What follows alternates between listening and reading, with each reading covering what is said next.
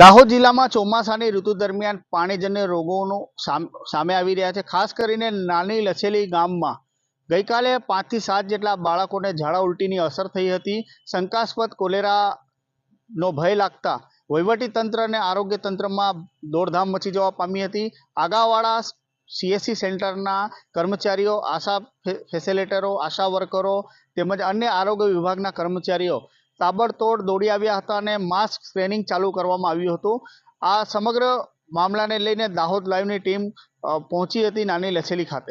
હાલ ચોમાસાની સિઝન ચાલી રહી છે અને ખાસ કરીને પાણીજન્ય રોગો ફેલાવાની પણ સંભાવનાઓ થતી હોય છે। તાજેતરમાં ગુજરાતભરમાં ચાંદીપુરમ વાયરસે હાહાકાર મચાવ્યો છે, ત્યારે ગઈકાલે દાહોદ જિલ્લાની વાત કરીએ તો દાહોદ જિલ્લામાં 6 થી 7 બાળકોને ઝાડા ઉલટીના કેસો સામે આવ્યા હતા। દાહોદ લાઈવની ટીમ આજે નાની લછેલીના ગુંદી ફળિયામાં આવી છે।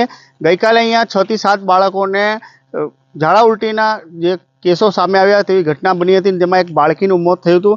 આરોગ્ય વિભાગની ટીમ અત્યારે અહીંયા સર્વેલન્સની કામગીરી હાથ ધરી રહી છે। આરોગ્યની ટીમ જોડે આપણે વાતચીત કરીશું। બેન, અહીંયા ગઈકાલે ઝાડા ઉલટીના કેસો આવ્યા હતા, શું છે આખો મામલો? એ જે ઝાડા ઉલટીના કેસ આવ્યા એમાં મામલો એ છે કે એ લોકોએ કંઈક બહારથી લાવીને ફાફડાને સમોસાને એવું કંઈક ખાધું હતું, હિસ્ટ્રી પરથી એ ખબર પડી છે। અને બીજું એ છે કે પીવાનું પાણી એ લોકો ઘરનું જે બોરિંગનું છે, હેડપંપનું છે એ પીવે છે, એ મામલો જાણવા મળ્યો છે। બેન, અહીંયા 6 થી 7 બાળકોને ઝાડા ઉલટીના કેસો થયા છે અને એમાં એક બાળકીનું મોત થયું છે। હાલ આરોગ્ય વિભાગ કેવા પ્રકારની કામગીરી કરી રહ્યું છે? હાલ આરોગ્ય વિભાગે નાની લછેલીમાં એક ઘર બાકી નથી રાખ્યું, તમામ ઘરને છીની નાખ્યું છે। મતલબ નાની નાની હિસ્ટ્રી પણ કાઢી છે કે શું છે, કે દર્દીની ઉંમર શું છે, એને કેટલા દિવસથી ઝાડા છે, કેટલા દિવસથી ઉલટી છે, અને જો ઝાડા હોય એવું લાગ્યું એક બે કેસમાં તો ઓન ધ સ્પોટ એ લોકોએ ORS પાવડર પીવડાયો છે। ક્લોરીનની ટેબ્લેટ બી એમના મકાન માલિકના હાથથી જ માટલામાં નખાવી છે, જે પાવડર બનાવીને। અને બીજું કે કંઈ બી જાણવા મળ્યું નથી શંકાસ્પદ। આ શંકાસ્પદ કોલેરાના કેસો નો અંદેશો આવી રહ્યો છે, આરોગ્ય વિભાગ સસ્પેક્ટેડ ગણી રહી છે। હાલ જે ગામમાં અન્ય જે ઘરો છે તેમાં કેવા પ્રકારની કામગીરી હાથ ધરવામાં આવી છે?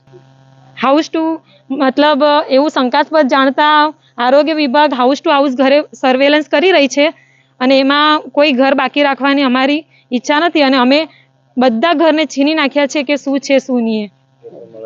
અત્યારે આરોગ્ય વિભાગની ટીમ અહીંયા ખાસ કરીને આગાવાડા CSCના જે કર્મચારીઓ છે ઉપસ્થિત છે। આ ગુંદી ફળિયાના દરેક ઘરમાં સર્વેલન્સની કામગીરી હાથ ધરવામાં આવી છે। ગઈકાલે જે પ્રમાણે 6 થી 7 જેટલા ઝાડા ઉલટીના કેસો સામે આવ્યા હતા, ત્યારબાદ આરોગ્ય વિભાગને આ બનાવની જાણ થતાં આરોગ્ય વિભાગની ટીમ પણ સક્રિય બની છે।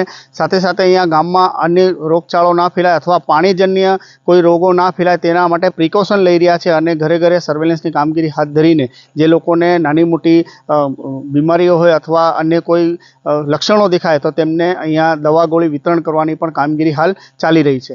આપણે જણાવી દઈએ કે આ કોલેરાની શંકાસ્પદ કેસો લાગતા વહીવટી તંત્ર અને આરોગ્ય વિભાગ દ્વારા આમની સ્ક્રીનિંગ કરવામાં આવી છે। સાથે સાથે સેમ્પલો કલેક્ટ કરીને પરીક્ષણ અર્થે મોકલવામાં આવ્યા છે। એક બાળકીનું મોત થયું છે એટલે આરોગ્ય વિભાગ ગંભીર છે।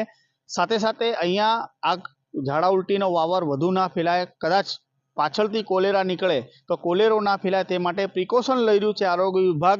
અને 32 જેટલી આશા વર્કરો, સાથે સાથે MPHWના કર્મચારીઓ, FSWના કર્મચારીઓ, આરોગ્ય વિભાગના કર્મચારીઓ, આશા ફેસિલિટેટરો, આ તમામ કર્મચારીઓ લગભગ નાની લછેલી ગામના ગુંદી ફળિયા તેમજ આસપાસના વિસ્તારોમાં 500 જેટલા ઘરોમાં આરોગ્યની ચકાસણી હાથ ધરી હતી। સાથે સાથે ખુલ્લા વાસણો હોય, ટાયરો હોય, આ તમામમાં જો પાણી ભરેલું હોય તો દવાનો છંટકાવ શરૂ કરવામાં આવ્યો છે। આરોગ્ય વિભાગ દ્વારા આ પૂરતી કાળજી રાખવામાં આવી રહી છે। સાથે સાથે આ રોગચાળો ના ફેલાય તે માટે પ્રિકોશનના ભાગરૂપે લોકોને દવા અને અન્ય જે સિરપ પીવાની હોય છે તે આપી હતી। સાથે સાથે ORS પણ વિતરણ કરવામાં આવ્યા હતા। ઓકે, નમસ્કાર।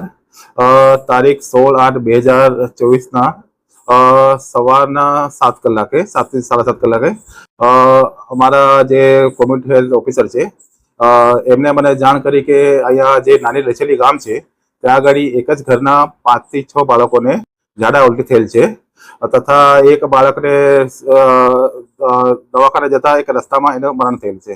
તો આને અનુસંધાને અમે જ્યાં દવાખાને દાખલ કર્યા હતા ત્યાં પ્રાઇવેટ હોસ્પિટલ છે બાળકોનું, ત્યાં આગળ અમે તપાસ કરતા ત્યાં 2 બાળકોને ઝાડા ઉલટી હતા તથા 2 બાળકોને તાવની કમ્પ્લેન હતી.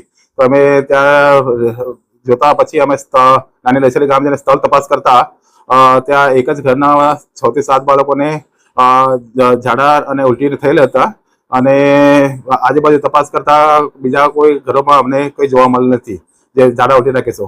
તો આથી અમે જે પેલા બાળકો દાખલ હતા એમના અગમચેતીના ભાગરૂપે સ્ટૂલ સેમ્પલ અમે ત્યાં આગળ લેબોરેટરીમાં મોકલી આપેલા હતા અને ત્યાં એમાં હેંગિંગ ડોગ પ્રિપરેશન કરીને સ્ક્રીનિંગ ટેસ્ટ આવે છે મોટા ઓર્ગેનિઝમ માટે, તો એ પોઝિટિવ જણાયેલા હતા. તો તેના કન્ફર્મેશન માટે અમે ઝેડએસમાં એ બાળકનું સેમ્પલ અત્યારે મોકલી આપેલ છે.